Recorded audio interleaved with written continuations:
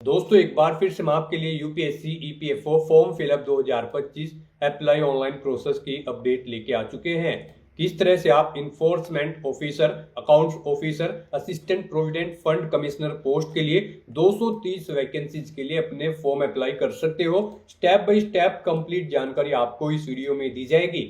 Online आवेदन करते समय आपको कोई भी ऐसी गलती या फिर मिस्टेक नहीं करनी होगी जिसको करने से आपके एप्लीकेशन फॉर्म रिजेक्ट हो सकते हैं।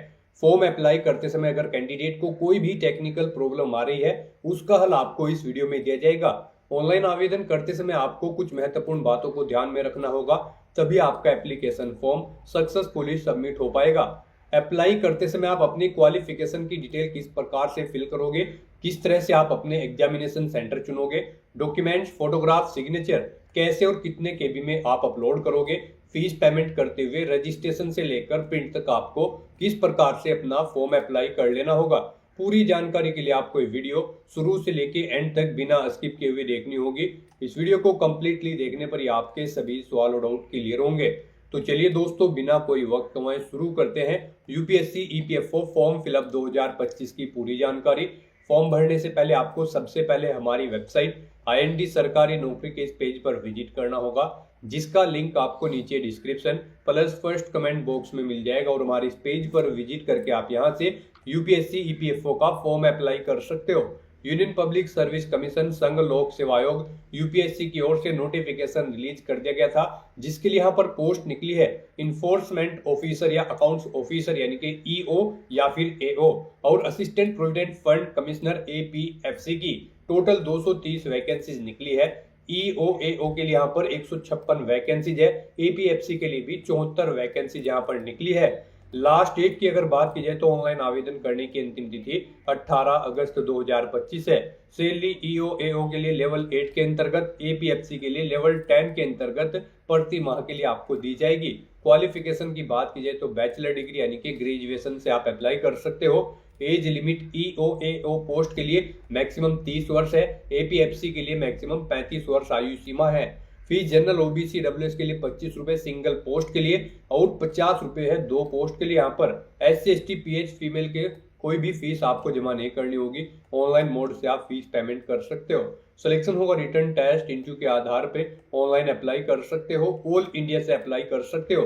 upsconline.nic.in इसकी ऑफिशियल वेबसाइट है जिससे आप ऑनलाइन अप्लाई कर सकते हो। इंपोर्टेंट लिंक सेक्शन के अंतर्गत ऑफिशियल नोटिफिकेशन पीडीएफ लिंक पर क्लिक करते ही आप इसकी पीडीएफ डाउनलोड कर सकते हो। यहाँ पर आपको अलग अलग पोस्ट के लिए वैकेंसीज कैटेगरी वाइज दे दी गई है। पोस्ट वाइज आपको एलिजिबिलिटी क्राइटेरिया की डिटेल मिल जाएगी, जैसे कि क्वालिफिकेशन आपकी किस पोस्ट के लिए क्या रहने वाली है, क्या एज लिमिट है, एज रिलैक्सेशन क्या रहेगा, क्या एग्जामिनेशन सेंटर की लिस्ट है वो आप यहाँ से चेकआउट कर ले। इंपोर्टेंट डेट्स आपकी क्या रहेगी, सिलेक्शन क्राइटेरिया के अंतर्गत आपका एग्जामिनेशन पैटर्न क्या रहने वाला है, पैटर्न के साथ में सब्जेक्ट वाइज आपका सिलेबस क्या रहेगा, हाउ टू अप्लाई के अंतर्गत आपको डॉक्यूमेंट, फोटोग्राफ, सिग्नेचर कैसे और कितने केबी में अपलोड करने होंगे, सभी इंस्ट्रक्शंस आपको इस पीडीएफ में मिल जाएंगे। तो अप्लाई ऑनलाइन करने से पहले आपको ये ऑफिशियल नोटिफिकेशन की पीडीएफ पूरा पढ़ना अनिवार्य है। इसको पूरा पढ़ने से ही आपके सभी सवाल और डाउट क्लियर होंगे।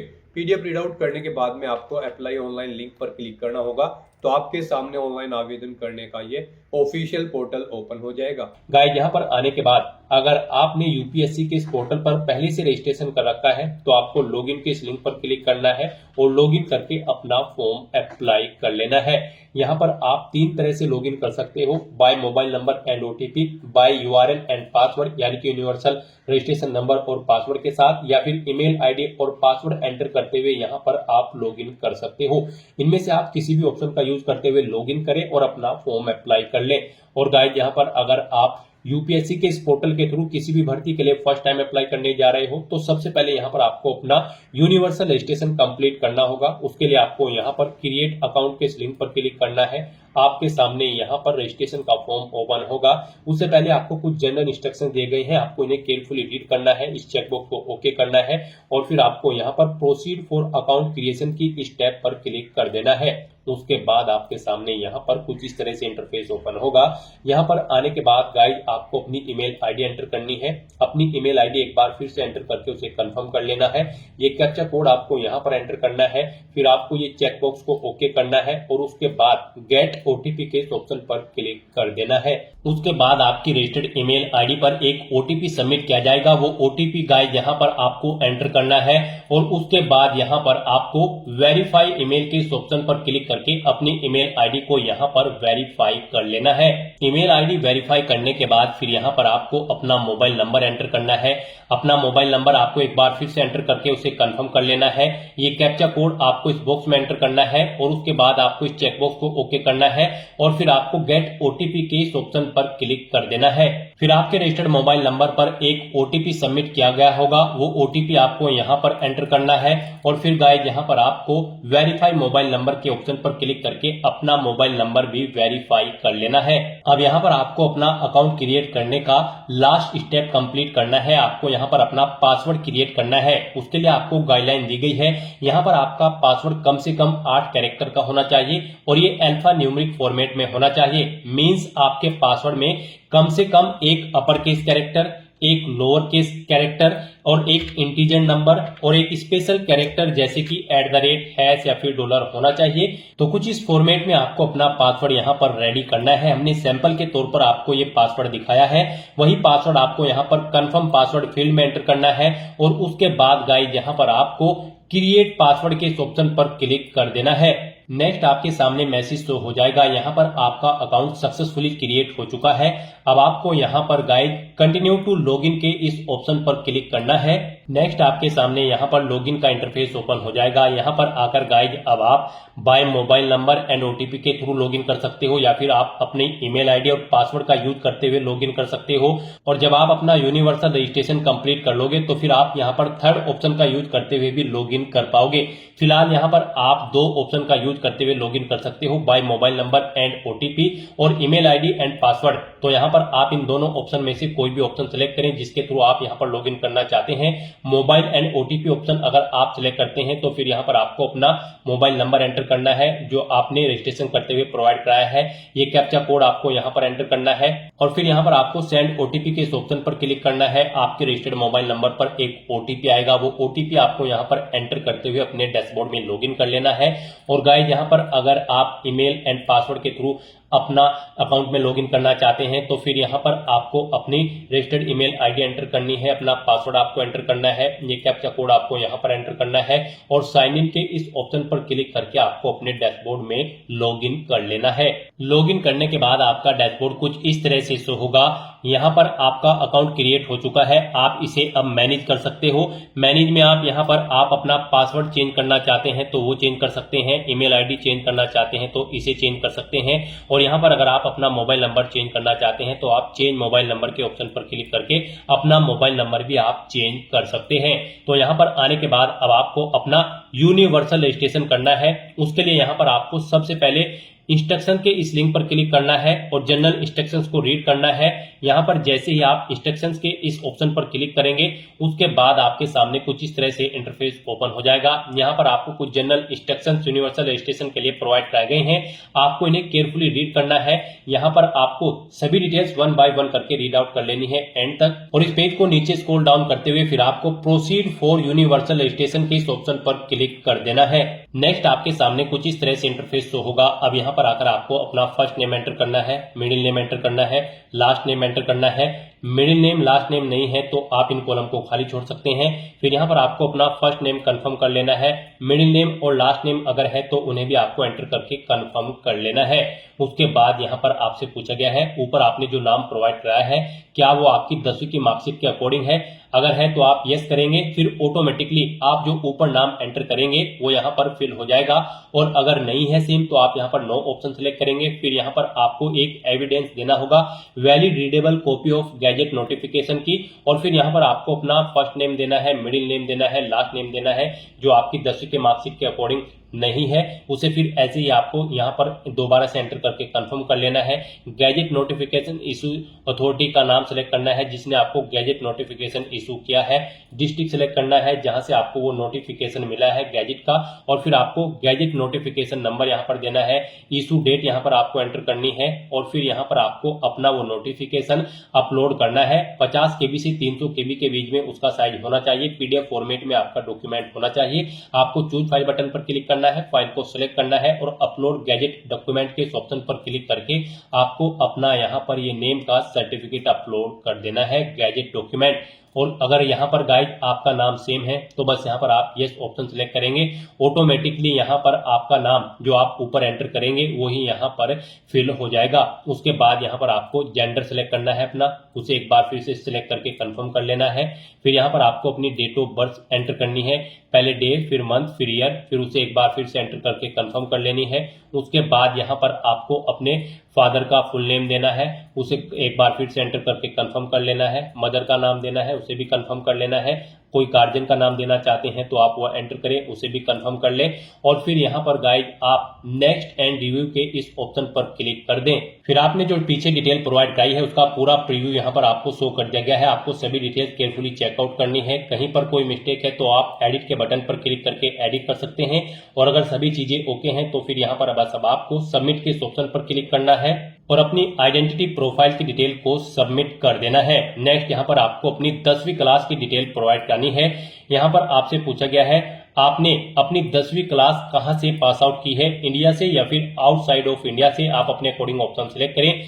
फिर यहाँ पर आपको अपनी 10वीं क्लास की एग्जामिनेशन का स्टेट सिलेक्ट करना है। जिस स्टेट से आपने अपनी 10वीं क्लास पास आउट की है वो स्टेट यहाँ पर आप सिलेक्ट करें। उसके बाद यहाँ पर आप उसे कंफर्म करें, यानी कि दोबारा से सिलेक्ट करके उसी स्टेट को कंफर्म कर लें। फिर यहाँ पर आपको अपनी 10वीं क्लास का एग्जामिनेशन का बोर्ड ना सेलेक्ट करना है, किस बोर्ड से आपने अपनी 10वीं क्लास पास आउट की है, फिर उसे आपको दोबारा से सिलेक्ट करके कंफर्म कर लेना है। ऐसे ही यहाँ पर फिर आपको अपना पासिंग ईयर एंटर करना है, वही ईयर आपको एक बार फिर से एंटर करके उसे कंफर्म कर लेना है।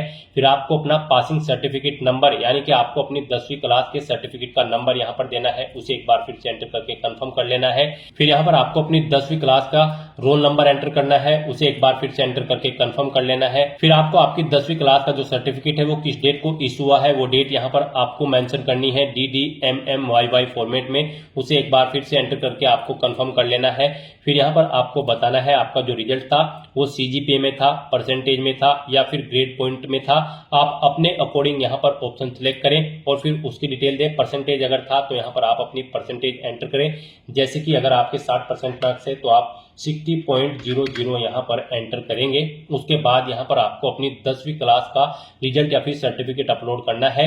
यहाँ पर आपका जो रिजल्ट होगा वो 50 KB से 300 KB के बीच में होना चाहिए। PDF फॉर्मेट में आपका रिजल्ट होना चाहिए और यहाँ पर उस फाइल का नाम बोर्ड_स्कोर सर्टिफिकेट होना चाहिए। और फिर आपको वो चूज फाइल के ऑप्शन पर क्लिक करना है, फाइल को सिलेक्ट करना है और उसके बाद आपको अपलोड सर्टिफिकेट के ऑप्शन पर क्लिक करके अपनी 10वीं क्लास का सर्टिफिकेट यहाँ पर अपलोड कर देना है। और या फिर आप अपना 10वीं क्लास का सर्टिफिकेट यहाँ पर फैच भी कर सकते हैं डिजी लॉकर से। यहाँ पर आप fetch 10th class matriculation equivalent board certificate from DigiLocker के इस ऑप्शन पर क्लिक करें और अपने डिजी लॉकर अकाउंट से यहाँ पर आप अपनी 10वीं क्लास का सर्टिफिकेट फैच कर लें। और उसके बाद गाइज आपको इस चेकबॉक्स को ओके करना है, पेज को नीचे स्क्रॉल डाउन करते हुए, और फिर आपको नेक्स्ट एंड रिव्यू के इस ऑप्शन पर क्लिक कर देना है। फिर आपने 10वीं क्लास की अपनी जो डिटेल प्रोवाइड कराई है उसका पूरा प्रीव्यू आपको शो कर दिया गया है। आपको सभी डिटेल्स केयरफुली चेकआउट करनी है, पेज को नीचे स्क्रॉल डाउन करना है। कहीं पर कोई मिस्टेक है तो आप एडिट के बटन पर क्लिक करके एडिट कर सकते हैं, नहीं तो फिर यहाँ पर आपको सबमिट के ऑप्शन पर क्लिक कर देना है। नेक्स्ट यहाँ पर आपको अपनी आईडी की डिटेल प्रोवाइड करनी है। यहाँ पर अब आपसे पूछा गया है कि क्या आपके पास आधार कार्ड है और यहाँ पर आप उसके थ्रू अपना वेरिफिकेशन करना चाहते हैं। आपको I have been issued Aadhaar card and consent to proceed for verification के ऑप्शन पर क्लिक करना है और यहाँ पर इस चेकबॉक्स को ओके करना है। और उसके बाद आपको यहाँ पर अपना आधार नंबर एंटर करना है। ये कैप्चा कोड आपको यहाँ यहाँ पर एंटर करना है और गेट आधार ओटीपी के इस ऑप्शन पर क्लिक करके आपको यहाँ पर अपना आधार वेरीफाई कर लेना है। जैसे ही आप गेट आधार ओटीपी के ऑप्शन पर क्लिक करेंगे उसके बाद जिससे आपका आधार कार्ड लिंक है जिस मोबाइल नंबर से, उस मोबाइल नंबर पर एक ओटीपी आएगा। वो ओटीपी आपको यहाँ पर एंटर करके अपना आधार वेरीफाई कर लेना है। और गाइज इसके अलावा आप यहाँ पर वर्चुअल आईडी के थ्रू अपना आधार वेरीफाई कर सकते हो। और या फिर आप यहाँ पर आधार प्रोवाइड नहीं कराना चाहते हैं तो फिर आप I do not want to proceed with Aadhaar verification के ऑप्शन पर क्लिक करेंगे, ओके करेंगे, नेक्स्ट के स्टेप पर क्लिक करेंगे। फिर यहाँ पर आप अपनी कोई आइडेंटिटी सिलेक्ट करेंगे जैसे कि ड्राइविंग लाइसेंस, पैन कार्ड या फिर पासपोर्ट, उसका नंबर आप यहाँ पर एंटर करेंगे। फिर आप अपना वो डॉक्यूमेंट यहाँ पर अपलोड करेंगे।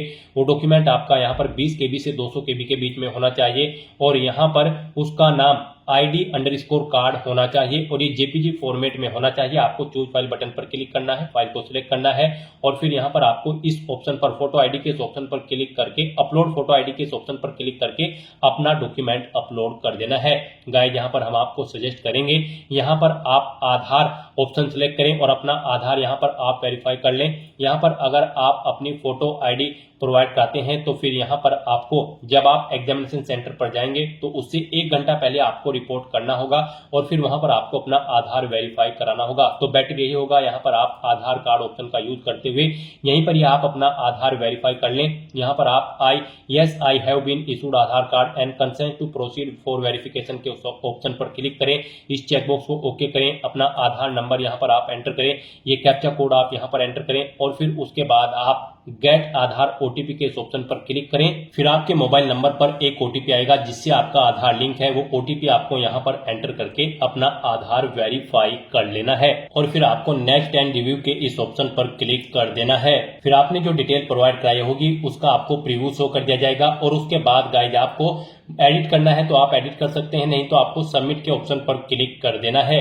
नेक्स्ट आपको आपके यूनिवर्सल रजिस्ट्रेशन का पूरा प्रीव्यू शो कर दिया गया है। आपको सभी डिटेल्स केयरफुली चेकआउट करनी है।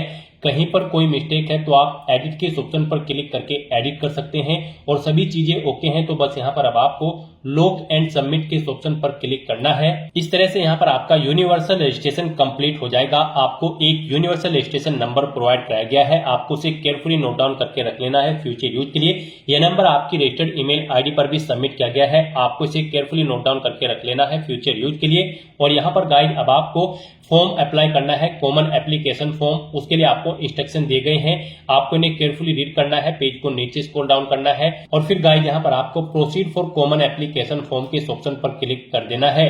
नेक्स्ट यहाँ पर आपको अपनी पर्सनल प्रोफाइल की डिटेल देनी है। यहाँ पर आकर सबसे पहले आपको अपनी नेशनलिटी सिलेक्ट करनी है, अपना माइनॉरिटी स्टेटस आपको सिलेक्ट करना है।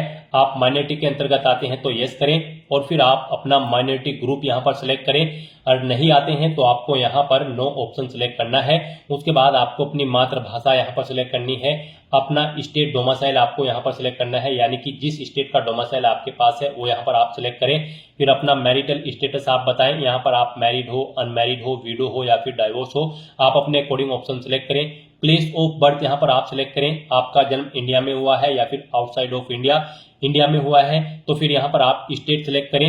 स्टेट सिलेक्ट करने के बाद फिर यहाँ पर आपको अपना डिस्ट्रिक्ट सिलेक्ट करना है, जिस डिस्ट्रिक्ट से आप बिलोंग करते हैं। फिर आपको यहाँ पर अपना विलेज, टाउन या सिटी का नाम देना है, अपना पोस्ट ऑफिस यहाँ पर आपको एंटर करना है, पोस्ट ऑफिस का नाम, फिर आपको अपना पिन कोड यहाँ पर एंटर कर देना है। उसके बाद गाइस यहाँ पर आपको अपनी कॉन्टैक्ट इन्फॉर्मेशन देनी है, अल्टरनेट कॉन्टैक्ट इन्फॉर्मेशन। यहाँ पर आप अपना व्हाट्सएप नंबर एंटर कर सकते हो, अल्टरनेट ईमेल आईडी एंटर कर सकते हो, अल्टरनेट मोबाइल नंबर एंटर कर सकते हो। नहीं करना चाहते हो तो यहाँ पर आप इन कॉलम्स को खाली छोड़ सकते हैं और उसके बाद गाइस आपको यहाँ पर नेक्स्ट एंड रिव्यू के ऑप्शन पर क्लिक कर देना है। फिर आपने जो डिटेल प्रोवाइड कराई है उसका प्रीव्यू आपको शो कर दिया गया है। आप एडिट करना चाहते हैं तो एडिट के ऑप्शन पर क्लिक करके एडिट कर सकते हैं, नहीं तो यहाँ पर अब आपको सबमिट के ऑप्शन पर क्लिक करना है।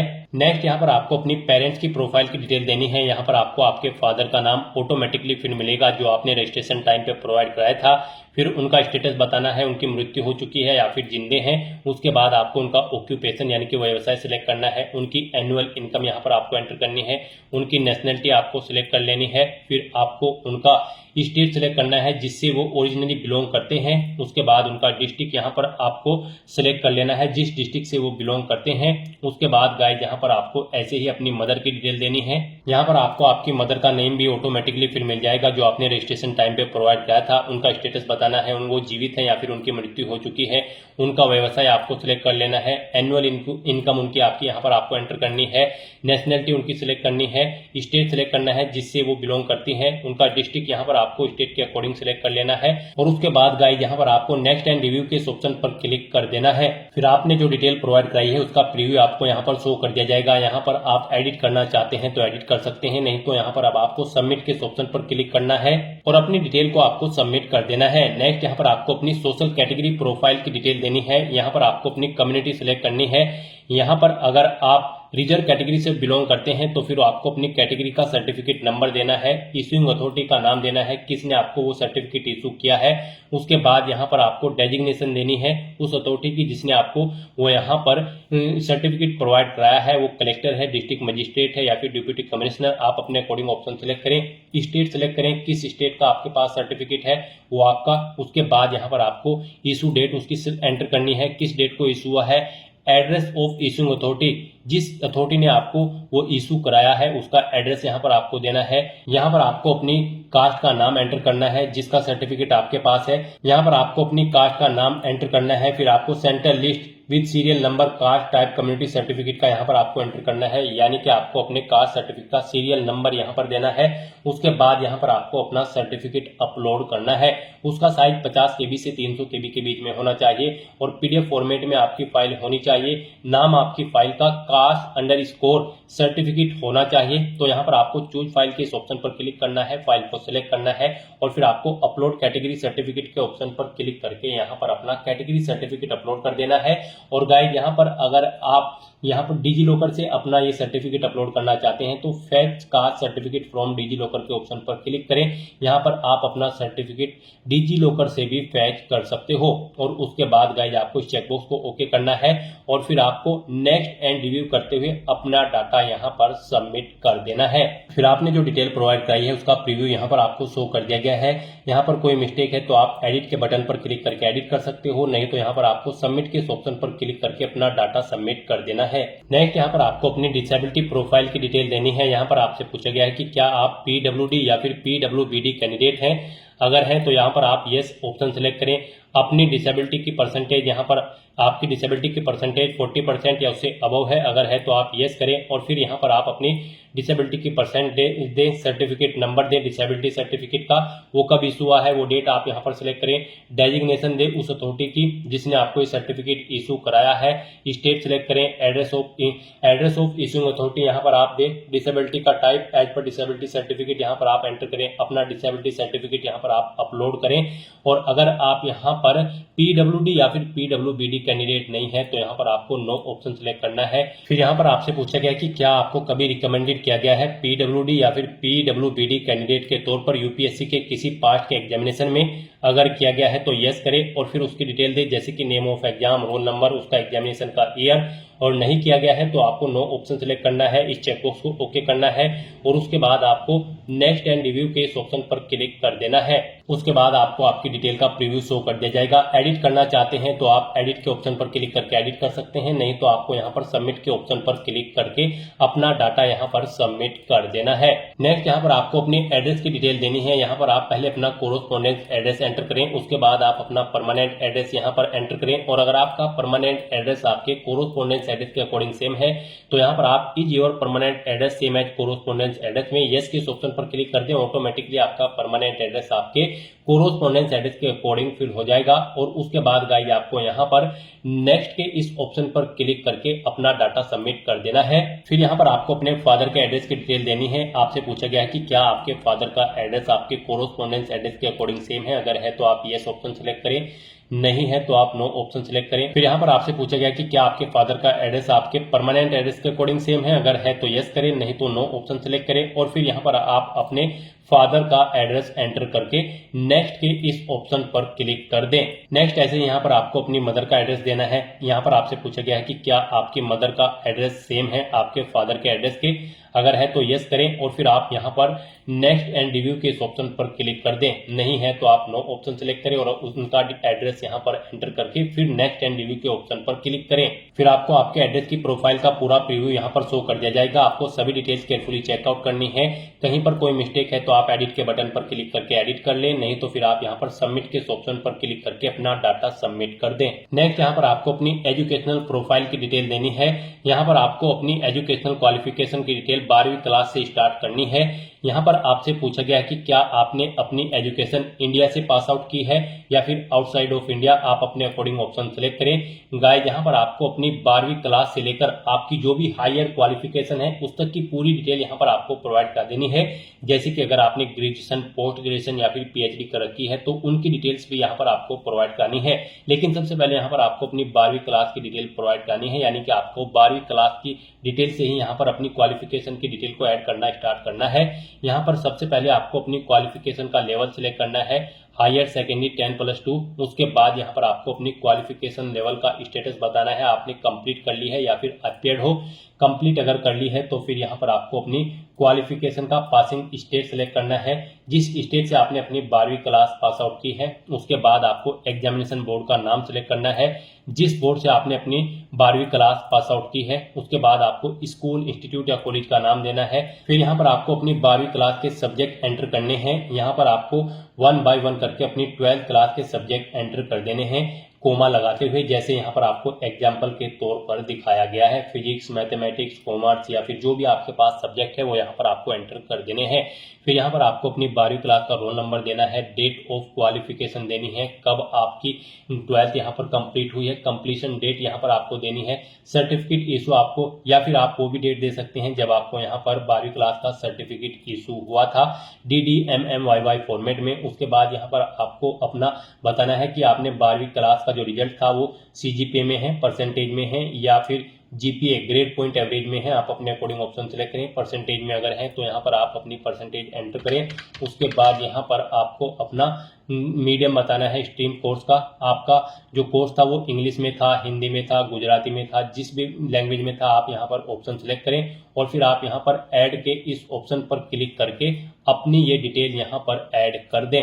इस तरह से यहाँ पर आपकी 12th क्लास की डिटेल सक्सेसफुली ऐड हो जाएगी। उसके बाद आपको यहाँ पर अगर आपने 12वीं से ऊपर भी कोई क्वालिफिकेशन कर रखी है जैसे कि ग्रेजुएशन या फिर पोस्ट ग्रेजुएशन, तो उसकी डिटेल भी यहाँ पर आपको प्रोवाइड कर देनी है। आपको दोबारा से यहाँ पर सिलेक्ट करना है जहाँ से आपने अपनी 12th से ऊपर की क्वालिफिकेशन कंप्लीट की है, आपने इंडिया या फिर आउटसाइड ऑफ इंडिया जहाँ से भी अपनी क्वालिफिकेशन की है ऑप्शन सेलेक्ट करें।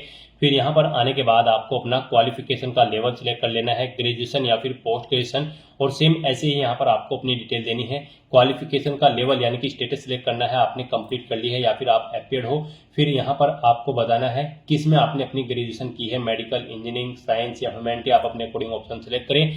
फिर यहाँ पर आपको पासिंग स्टेट सिलेक्ट करना है, बोर्ड या यूनिवर्सिटी का नाम सिलेक्ट करना है जिससे आपने अपनी ग्रेजुएशन की है, स्कूल, इंस्टीट्यूट या कॉलेज का नाम देना है। उसके बाद यहाँ पर आपको अपनी डिग्री का नाम सिलेक्ट करना है, जो भी आपके पास डिग्री है। उसके बाद आपको अपने सब्जेक्ट्स या फिर ब्रांच के नाम देने हैं, अपना रोल नंबर देना है। फिर आपको डेट ऑफ क्वालिफिकेशन कंप्लीशन, जब आपको आपकी कंप्लीट हो चुकी थी आपकी क्वालिफिकेशन, आपको सर्टिफिकेट इशू हुआ है, वो डेट यहाँ पर आपको एंटर करनी है। फिर आपको मार्क्स यहाँ पर परसेंटेज में आए हैं, GPA में आए हैं या फिर CGPA में, आप अपने अकॉर्डिंग ऑप्शन सेलेक्ट करें। और फिर यहाँ पर अगर परसेंटेज में आए हैं तो आप परसेंटेज एंटर करें। यहाँ पर मीडियम सेलेक्ट करें जिसमें आपने अपनी ग्रेजुएशन कंप्लीट की है, जिस लैंग्वेज में आप वो लैंग्वेज यहाँ पर सिलेक्ट करें। और उसके बाद गाइस यहाँ पर आप ऐड के इस ऑप्शन पर क्लिक करके अपनी ग्रेजुएशन या फिर पोस्ट ग्रेजुएशन की डिटेल यहाँ पर ऐसे ही ऐड कर दें। इस तरह से यहाँ पर आपको अपनी सभी क्वालिफिकेशन की डिटेल ऐड करके प्रीव्यू एंड नेक्स्ट के इस ऑप्शन पर क्लिक करना है। उसके बाद आपने जो क्वालिफिकेशन की डिटेल प्रोवाइड कराई है उसका प्रीव्यू आपको शो कर दिया गया है। आपको सभी डिटेल केयरफुली चेकआउट करनी है। कहीं पर कोई मिस्टेक है तो आप एडिट के बटन पर क्लिक करके एडिट कर लें, नहीं तो यहाँ पर आपको सबमिट के ऑप्शन पर क्लिक करके अपना डाटा सबमिट कर देना है। नेक्स्ट यहाँ पर आपको अपनी एम्प्लॉयमेंट की डिटेल प्रोवाइड करनी है। यहाँ पर आपसे पूछा गया कि क्या आप सेल्फ एम्प्लॉय हैं, अगर हैं तो आप यस ऑप्शन सेलेक्ट करें, उसकी डिटेल दें। जैसे कि यहाँ पर नेचर ऑफ एम्प्लॉयमेंट का नेचर आपको देना है, मंथली इनकम देनी है, कब से कब तक आप कार्यरत थे वो डेट आप यहाँ पर एंटर करें। अगर फिलहाल में भी आप वर्किंग है तो आप यस के इस ऑप्शन पर क्लिक करें। यहाँ पर ऑर्गेनाइजेशन का नाम दें, एड्रेस दें और ऐड के बटन पर क्लिक करके अपनी डिटेल ऐड कर दें। और गाइज अगर आप यहाँ पर सेल्फ एम्प्लॉय नहीं है तो आपको नो ऑप्शन सेलेक्ट करना है और फिर आपको नेक्स्ट के इस ऑप्शन पर क्लिक कर देना है। उसके बाद यहाँ पर आपसे पूछा गया है कि क्या आप यहाँ पर एम्प्लॉय हैं, अगर हैं तो आप यस ऑप्शन सेलेक्ट करें और उसकी डिटेल दें, जैसे कि employer type, designation, monthly income कितनी है वो आप एंटर करें, एम्प्लॉयमेंट का टाइप यहाँ पर आप सिलेक्ट करें। और अगर आप यहाँ पर एम्प्लॉय नहीं है तो आपको नो ऑप्शन सिलेक्ट कर लेना है और फिर आपको प्रीव्यू एंड नेक्स्ट के इस ऑप्शन पर क्लिक करना है। यहाँ पर आपको आपके एम्प्लॉयमेंट का प्रीव्यू शो कर दिया जाएगा। कोई मिस्टेक है तो आप एडिट बटन पर क्लिक करके एडिट कर सकते हो, नहीं तो आपको सबमिट के इस ऑप्शन पर क्लिक करके अपने डाटा को यहाँ पर सबमिट कर देना है। उसके बाद यहाँ पर आपको अपनी अचीवमेंट्स की डिटेल प्रोवाइड करनी है। यहाँ पर आपसे पूछा गया कि क्या आपको कोई अचीवमेंट है, अगर है तो आप यहाँ पर यस ऑप्शन सेलेक्ट करें और फिर प्राइज, मेडल या फिर स्कॉलरशिप, जो भी जिस चीज का भी आपको अचीवमेंट है वो यहाँ पर आप एंटर करें। स्पोर्ट्स या फिर एनसीसी है तो उसकी डिटेल दें। यहाँ पर आप लीडरशिप है किसी स्कूल या कॉलेज में तो उसकी डिटेल दें। कोई अदर एक्स्ट्रा करिकुलम एक्टिविटीज है तो उसकी डिटेल आप प्रोवाइड करा सकते हैं। और अगर आपको कोई अचीवमेंट नहीं है तो यहाँ पर आप नो ऑप्शन सेलेक्ट करें, नेक्स्ट एंड प्रीव्यू के ऑप्शन पर क्लिक करें और फिर यहाँ पर आप सबमिट के इस ऑप्शन पर क्लिक करके अपना डाटा सबमिट कर दें। फिर यहाँ पर आपसे पूछा गया कि क्या इससे पहले भी आप यूपीएससी के किसी एग्जाम में पार्टिसिपेट किए हैं, अपीयर हुए हो, तो यहाँ पर अगर हुए हैं तो आप यस ऑप्शन सेलेक्ट करें। फिर आपको name of exam, recruitment test या फिर सिलेक्शन का नाम देना है, एग्जामिनेशन ईयर देना है, अपना रोल नंबर देना है। और अगर नहीं हुए हो तो यहाँ पर आपको नो ऑप्शन सिलेक्ट करना है और फिर आपको नेक्स्ट के इस ऑप्शन पर क्लिक कर देना है। उसके बाद आपसे पूछा गया कि क्या आपको यूपीएससी ने कभी किसी एग्जाम में बैठने से रोका है, अगर रोका है तो यस करें और फिर उसकी डिटेल दें, नहीं रोका है तो आप नो ऑप्शन सिलेक्ट करें। और उसके बाद गाइज आप नेक्स्ट एंड प्रीव्यू के इस ऑप्शन पर क्लिक करें। आपको ये प्रीव्यू शो होगा, आप इसे चेकआउट करें। एडिट करना चाहते हैं तो एडिट कर सकते हैं, नहीं तो यहाँ पर आपको अब सबमिट के इस ऑप्शन पर क्लिक करना है और अपना डाटा यहाँ पर आपको सबमिट कर देना है। नेक्स्ट यहाँ पर आपको अपना फोटो और सिग्नेचर अपलोड करने हैं। यहाँ पर इनके लिए आपको गाइडलाइन दी गई है, आपका फोटो 20 KB से 200 KB के बीच में होना चाहिए, जेपीजी फॉर्मेट में होना चाहिए और यहाँ पर फाइल का नाम फोटो होना चाहिए और यहाँ पर आपका जो फेस होगा वो 75% यहाँ पर फोटो में शो होना चाहिए। तो यहाँ पर आपको अपना फोटो अपलोड करने के लिए चूज फाइल के इस बटन पर क्लिक करना है, फाइल को सिलेक्ट कर लेना है और यहाँ पर आपको अपना फोटो अपलोड करना है। यहाँ पर आपको कुछ एग्जाम्पल भी दिए गए हैं। यहाँ पर आपका फोटो कुछ इस तरह से होना चाहिए, इस फॉर्मेट में, और किन फॉर्मेट्स में नहीं होना चाहिए वो भी यहाँ पर आपको दिया गया है। यहाँ पर आपका फोटो इस तरह से नहीं होना चाहिए धुंधला, इस तरह से उसका फेस यहाँ पर आपका 75% कवर होना चाहिए। यहाँ से आप चेकआउट कर सकते हो किन फॉर्मेट में आपका फोटो एक्सेप्टेबल होगा और किन फॉर्मेट में आपका फोटो एक्सेप्टेबल नहीं होगा। यहाँ पर आपको सभी डिटेल्स प्रोवाइड कर दी गई है, तो यहाँ से आप चेकआउट करें और उसके बाद गाइज आप okay I understand and accept के ऑप्शन पर क्लिक करके फाइल को सिलेक्ट कर लें और यहाँ पर आप अपना फोटो अपलोड कर दें। अपलोड फोटो के इस ऑप्शन पर क्लिक करते हुए उसके बाद यहाँ पर आपको अपना सिग्नेचर अपलोड करने हैं। सिग्नेचर भी आपके 20 KB से 100 KB के बीच में होने चाहिए और फाइल का नाम यहाँ पर सिग्नेचर होना चाहिए। यहाँ पर आपके जो सिग्नेचर होंगे उनकी हाइट 350 पिक्सल और विड्थ 500 पिक्सल होनी चाहिए। आपको यहाँ पर भी चूज फाइल के ऑप्शन पर क्लिक करना है।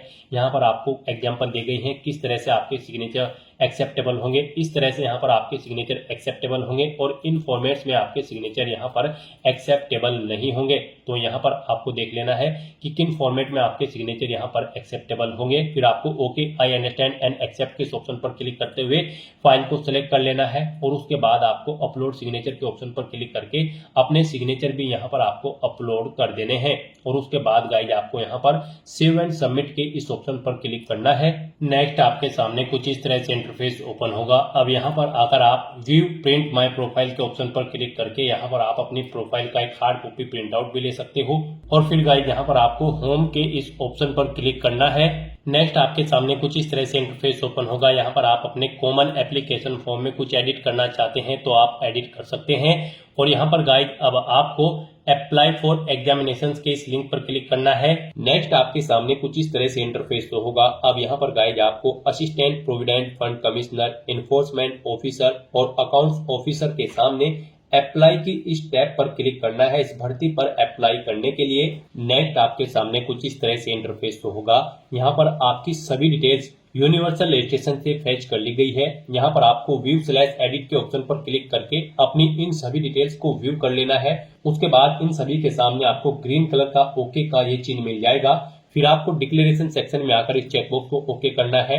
उसके बाद view your common application form के इस ऑप्शन पर क्लिक करके अपना फॉर्म व्यू कर लेना है। और फिर गाइज आपको लोग common application form profile and proceed के इस ऑप्शन पर क्लिक कर देना है। नेक्स्ट आपके सामने कुछ इस तरह से इंटरफेस शो होगा। अब यहाँ पर आपको पोस्ट सिलेक्ट करनी है। आप जिस भी पोस्ट के लिए अप्लाई करना चाहते हैं, जैसे कि असिस्टेंट प्रोविडेंट फंड कमिश्नर या फिर एनफोर्समेंट ऑफिसर या फिर अकाउंट्स ऑफिसर या फिर both assistant provident fund commissioner या फिर इन्फोर्समेंट ऑफिसर अकाउंट्स ऑफिसर, आप यहां पर अपनी चॉइस के अकॉर्डिंग एक या फिर दोनों पोस्ट के लिए अप्लाई कर सकते हैं। तो यहां पर आप अपने अकॉर्डिंग ऑप्शन सेलेक्ट करें। उसके बाद यहां पर आपसे पूछा गया है कि क्या आप ई सर्विस मैन हैं, अगर हैं तो आप यस करें, नहीं है तो यहां पर आप नो ऑप्शन सेलेक्ट करें। फिर यहां पर आपको अपनी एजुकेशनल क्वालिफिकेशन का लेवल सिलेक्ट करना है। इस भर्ती में पार्टिसिपेट करने के लिए आपके पास बैचलर डिग्री होनी जरूरी है किसी भी रिलेवेंट सब्जेक्ट के अंतर्गत किसी वेल रिकॉग्नाइज्ड यूनिवर्सिटी या फिर इंस्टीट्यूट से। तो यहाँ पर आपको ये ऑप्शन सिलेक्ट करना है, bachelor degree in any subject. उसके बाद यहाँ पर आपको अपना बैचलर डिग्री का जो सर्टिफिकेट है उसका सर्टिफिकेट नंबर देना है या फिर इनरोलमेंट नंबर या फिर आपको अपना रोल नंबर देना है बैचलर डिग्री का। उसके बाद कब आपको आपकी डिग्री या फिर सर्टिफिकेट इशू हुआ है बैचलर डिग्री, वो डेट यहाँ पर आपको एंटर करनी है DDMMYY फॉर्मेट में। फिर आपको किसने ये यहाँ पर डिग्री इशू की है उस अथॉरिटी का नाम देना है। उस सर्टिफिकेट को आपको किसने इशू किया है बैचलर डिग्री के, वो यहाँ पर आपको उस डेजिग्नेशन का नाम देना है जिसने आपको इशू किया है। उसके बाद यहाँ पर आपको अपना फुल एड्रेस देना है उस अथॉरिटी का जिसने आपको डिग्री प्रोवाइड कराई है या फिर सर्टिफिकेट। उसके बाद यहाँ पर आपको अपनी बैचलर मार्कशीट अपलोड करनी है। यहाँ पर आपकी ये फाइल PDF फॉर्मेट में होनी चाहिए, 50 KB से 300 KB के बीच में होनी चाहिए। उसके लिए यहाँ पर गाइड आपको अपलोड बैचलर मार्कशीट के इस ऑप्शन पर क्लिक करना है, फाइल को सिलेक्ट करना है और अपलोड मार्कशीट के ऑप्शन पर क्लिक करके अपनी ये मार्कशीट अपलोड कर देनी है। उसके बाद यहाँ पर आपको अपनी डिग्री अपलोड करनी है। यहाँ पर ग्रेजुएशन की जो आपकी डिग्री है वो आपको अपलोड करनी होगी। उस फाइल का नाम यहाँ पर बैचलर सर्टिफिकेट होना चाहिए। इन दोनों फाइल्स का नाम यहाँ पर बैचलर मार्कशीट और बैचलर सर्टिफिकेट होना चाहिए। यहाँ पर जब आप अपनी डिग्री अपलोड करोगे उसका नाम बैचलर सर्टिफिकेट होना चाहिए। PDF फॉर्मेट में आपकी फाइल होनी चाहिए, 50 KB से 300 KB के बीच में होनी चाहिए। आपको अपलोड डिग्री/सर्टिफिकेट के ऑप्शन पर क्लिक करना है, फाइल को सिलेक्ट करना है और फिर अपलोड सर्टिफिकेट के ऑप्शन पर क्लिक करके अपनी यहाँ पर डिग्री भी आपको अपलोड कर देनी है। इस तरह से यहाँ पर आपको अपनी बैचलर मार्कशीट और डिग्री अपलोड कर देनी है। और फिर गाइड यहाँ पर आपको नेक्स्ट एंड रिव्यू के इस ऑप्शन पर क्लिक कर देना है। अब यहाँ पर आपने जो डिटेल प्रोवाइड कराई है उसका प्रीव्यू आपको शो किया गया है। यहाँ पर आपको सभी डिटेल्स केयरफुली चेकआउट करनी है। कहीं पर कोई मिस्टेक है तो आप एडिट ऑप्शन पर क्लिक करके एडिट कर सकते हैं, नहीं तो यहाँ पर अब आपको नेक्स्ट एंड सबमिट के इस ऑप्शन पर क्लिक कर देना है। इस तरह से यहाँ पर आपका एप्लीकेशन फॉर्म सक्सेसफुली सबमिट हो चुका है। यहाँ पर अगर आप फीस क्राइटेरिया के अंतर्गत आते हैं, यानी कि अगर आप अनरिजर्व कैटेगरी के अंतर्गत आते हैं तो फिर आपको यहाँ पर 25 रुपए फीस जमा करानी होगी एक पोस्ट के लिए। दोनों पोस्ट के लिए अप्लाई कर रहे हैं तो आपको 50 रुपए फीस जमा करानी होगी, जो कि आप ऑनलाइन मोड में debit card, credit card, net banking या फिर UPI के माध्यम से जमा करा सकते हो। और अगर आप SC ST PH या फिर फीमेल कैंडिडेट हैं तो फिर आपको फीस जमा नहीं करानी है, आपका फॉर्म सबमिट हो चुका है। अब यहाँ पर बस अब आपको ओके करना है और फिर यहाँ पर आपको अपना एग्जामिनेशन सेंटर सिलेक्ट करना है। यहाँ पर आप अपनी चॉइस के अकॉर्डिंग अपना एग्जामिनेशन सेंटर सिलेक्ट करें। डिक्लेरेशन के सेक्शन में आए, यहाँ पर कोई मिस्टेक है तो आप बैक बटन पर क्लिक करके एडिट कर सकते हैं, नहीं तो यहाँ पर बस अब आपको नेक्स्ट एंड रिव्यू के इस ऑप्शन पर क्लिक कर देना है। उसके बाद अगर आप एडिट करना चाहते हो तो आप एडिट कर सकते हो, नहीं तो यहाँ पर अब आपको सबमिट के इस ऑप्शन पर क्लिक कर देना है। फिर यहाँ पर आपके सामने ये पॉपअप शो होगा। क्या यहाँ पर आप सिलेक्टेड एग्जामिनेशन सेंटर की डिटेल को प्रोसीड करना चाहते हैं तो यहाँ पर आपको I have read the declaration and agree finally submit के इस ऑप्शन पर क्लिक कर देना है। इस तरह से यहाँ पर आपके एग्जामिनेशन सेंटर की डिटेल भी सक्सेसफुली सबमिट हो जाएगी। फॉर्म आपका ऑलरेडी सबमिट हो चुका है।